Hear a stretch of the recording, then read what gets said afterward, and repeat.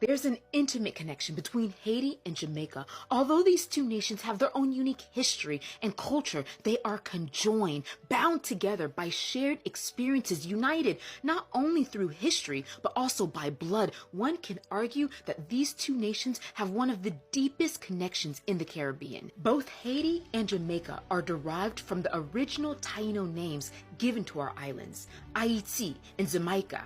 That's because the original inhabitants of Haiti, Jamaica, and several countries throughout the Caribbean were the Taino people. Now today, these two countries have the highest concentration of Afro-Caribbeans in the world. But even before the first Africans were brought over to the region, the Tainos united these two islands, and the close proximity of them made the connection that much deeper. Haitians and Jamaicans also share the same blood. Slavery broke apart African families. It was common during the 17th and 18th century for slave owners to separate families, separate children from parents, husbands from wives, brothers from sisters. And so these broken families were scattered throughout the various colonies in the Caribbean. Haiti, or Saint-Domingue, and Jamaica had a unique relationship. They had the largest concentration of enslaved Africans in the region. They were the largest sugar colonies in the world, and consequently, they were the most profitable European colonies during the late 18th century. These two colonies, one French, the other British, almost perfected slavery in order to maintain their high production. One of the evil practices they adopted was exchanging enslaved Africans from one colony to the other if these Africans were deemed rebellious. That's where we get the story of Boukma, one of the most important leaders in the Haitian Revolution. It's widely believed that Boukma was sent from Jamaica to Saint-Domingue because of misbehavior. When the Haitian Revolution broke out in 1791, there was even more intermingling between the two islands. French slave owners fled Saint-Domingue to Jamaica with enslaved Africans in order to protect their investments. By April 1792, there were as many French as there were British in Kingston. And finally, both nations have greatly shaped each other's future. Tacky's Revolt in Jamaica was the largest, most significant slave uprising in the British Empire during the 1700s. Although it didn't accomplish the desired outcome of creating a free Black republic, these stories of the brave Jamaican men and women inspired Africans across the region, including Haitians. Likewise, when the Haitian Revolution was fought and won 43 years later, this victory lived in the consciousness of our Jamaican brothers and sisters, providing hope and inspiration. Enslaved Jamaicans composed songs about the Haitian Revolution, about Haitian heroes like Toussaint and Dessalines. They believed that if Haitians were able to gain their freedom, their people would one day be free too. To all my Haitian and Jamaican brothers and sisters, we are more alike than we are different. Let's celebrate our profound unity. Welcome to Kifa Media, where we uncover the hidden links between the nation. Today, we are staying in the Caribbean Sea, today in the Caribbean island, to explore the powerful connection between Jamaica and Haiti. Two nations, two history, but one African heartbeat. Let's dive in. So, this video is about the Caribbean island, the next two nations, that is Jamaica and Haiti. So we want to see what's their beef, or what is their difficulties, or what do they have in similar. Y'all want to know something? Jamaican and Haitians are so much alike. We are so much alike to the point where even things that are not as advertised in our culture, we have in common. For example, I think I spoke about this in one of my videos a couple years ago. Cornmeal porridge. We call cornmeal porridge, or we call porridge, and they call porridge laboyi. I hope I'm pronouncing it right. From boiled green bananas to boiled yams to boiled potatoes, that exists in our culture. The pickles that Haitians eat with fried plantains that they call banana, and we Jamaicans, we call it plantains. We put that on escabeche fish. And we eat that and we tear it up. And one of the things that nobody will expect that we have in common, I'm about to show it right now. And it's usually people who are diabetic or people who are trying to get healthy. It's usually them that eat it. but it exists in both of our cultures, and we don't talk about it. My brothers and sisters, this is called bulgur in Jamaican culture, and it's also called blé in Haitian culture. And I'm not even gonna lie, as a kid, I used to hate bulgur or blé. I used to not like it. I used to dislike blé. I used to dislike bulgur. But my daddy used to force me to eat it. And then my mama started forcing me to eat it. And now I like blé and I like bulgur. Oh, so to my American friends, blé or bulgur, it's a replacement for rice. And if you eat blé, if you replace rice with blé or bulgur, you're gonna lose a lot of weight. A lot of weight. Yeah, that's it.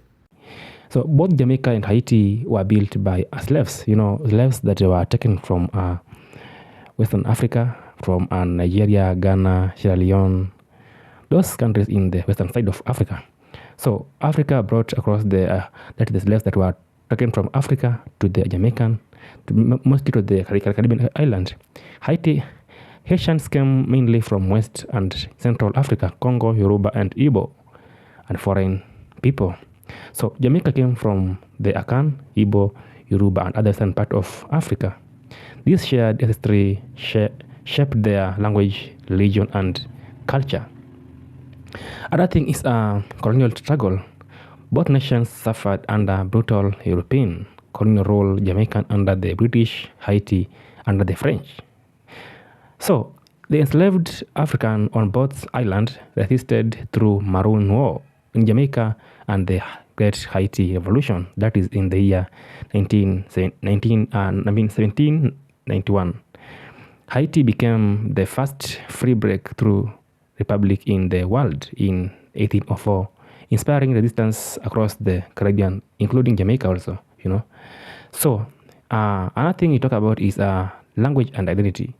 Language tells more about the survival. In Jamaica, the people created Patois, mixed English with African languages. In Haiti, the people created Kreyòl. They tried to blend French with the African languages also. Both were once locked down upon today. They are celebrated as a national pride in the Caribbean island, that is. Though it is a small island but has a lot of countries that's made, that's Cuba, Haiti, and Jamaica. They have a voice in the entire world. Whenever they speak, the world listens. Jamaica and Cuba try to engage in America. That's how Cuba was silenced by people after Manly being killed. That's now they have the similar. They're small, yes, but they have one similar thing. They fight and they have a voice to speak in the community. The world hears them because it's also a black nation. Because the slaves that came from Africa were black. So whenever they speak, black people feel like they have given them a representative in the community all over the world. Nothing the spiritual traditions. African spirituality survived in both lands. In Haiti, Vodou is practiced, honoring African spirits like Legba and Ezili. Here's a fascinating linguistic similarity between Jamaican Patois and Haitian Creole. When it comes to pluralizing nouns, the same mechanism happens in both languages. A suffix shows up after the noun, and that suffix is the equivalent of the object pronoun them in English. Here's an example. The kids would translate as Picni dem in Jamaican Patois and Tsimunyo in Haitian Creole, while the girls becomes Gal dem in Jamaican Patois and Fio in Haitian Creole. In Creole, yo comes from eux, which in French means them, but in French, nouns are pluralized in the same way as English. The kids, les enfants. Another thing is in Jamaica, practices like Obeah, Kumina, and revivalism keep African ritual alive. Both use drumming, spirit possession, and ancestral worship, showing how the African soul survived in slavery. Another thing is music. Music became the voice of freedom. Remember the songs of this is Bob Marley, Lucky Dube. Their songs were all mainly for maybe resistance, fighting for black people. Another person is Marcus Garvey, who tried to preach unity amongst the Africanism, amongst the Africa. So those are people who brought who did the music, preaching Africa to be free from the people who are from the colonizers of Africa. Jamaica gave us reggae, dancehall, and aska, spreading message of distance and unity worldwide. That is for sure. Another thing is Haiti gave us compa. If I've heard compa from, I don't know if you know compa music. And also Rara and Miziki, racing rooted in African drum and revolutionary spirit. Both nations use music not just for entertainment, but for survival, healing, and resistance. If I talk about compa music, if you have come across compa music where people dance, that's for entertainment. Majorly, it's about spreading how people should be resistance, love, one Africa, one person, one people, entire world. The difference between Haitians and Jamaicans is Haitians claim everybody to be Haitian. But with Jamaicans, you gotta prove to them that you're Jamaican. Hear me out. A Haitian will come up to you and say, Are you Haitian? Are you Haitian? You look Haitian. And when a Haitian asks you if you're Haitian, they're not asking you if you're Haitian. They're telling you that you're Haitian. And you're like, no, I'm not Haitian. I'm Guyanese or Jamaican or Bahamian. Even when you tell them no in their head, he's a liar. He from Cap Haitian Alabadi. I know his mother, Monushka, his father, Kevance. We went to worship. He liar. He Haitian. They made up this whole narrative, this whole story about you. They know your life. As for Jamaicans, if you tell a Jamaican that you're Jamaican, the first thing that they're gonna say is, especially if you speak standard English and you have no little trace of patois, Jamaican patois in your voice. What part of Jamaica you come from? And you say a specific part of Jamaica, a part of Jamaica where people don't really know, like Porus or Junction. What part of Junction you come from? It's like a members only club and they ask you a series of questions. You ever go a river and go wash up? You never wee in a chimney? Put butter upon dumpling? Even if you answer yes to all of their questions, you are still not Jamaican in their head. Pilot, you know some of the things that boy are Jamaican, Pilot? True. I must say Jamaica, New York him come from. I don't think they're Jamaican. Where is the lie? Where is the lie? You could be from Norway. If you're black, Haitians will claim you to be Haitian from Cap Haitian or Labadi. I know your mother. Her name is Monushka. And Jamaicans? No, I'm not think about it. Jamaican, you know. I don't think I'm Jamaican. Another thing they share is that they share the struggles till today. Even today, both Jamaica and Haiti face challenges in poverty, political instability, and the lasting scars of colonization. You know, Caribbean islands has countries that they are poor, yeah, but they try their best to do their best things to their people. You feel me? So you find that those people, they are poor, yeah, but they, like in Cuba, they offer free medic service to the people who are sick. But again, when you come to these countries that maybe have grown, have power, have everything they take to survive, they even can't treat you as well as they do. Mind you, they are doing it for free. Aside them being poor, developing countries, but they're still doing their best things to their people. Yet their people remain strong, creative, and proud. From Kingston to Port Prince, the Africa spirit still shines more bright and brighter. So, what connects Jamaica and Haiti? Shared ancestral language, spirituality, music, and struggle. Haiti gave the world the first free black ration. Jamaica gave the world reggae and Rastafari. Together, they prove that Caribbean is not just a region or a geographical area. It is an African reborn across the ocean. So, we find that those two countries have similar things, but they also have some beefs. You know, any country that anybody or anywhere, people they just don't go online for some things. But in the next video, we'll cover why they have beef and why that beef against, beside them living in the same island.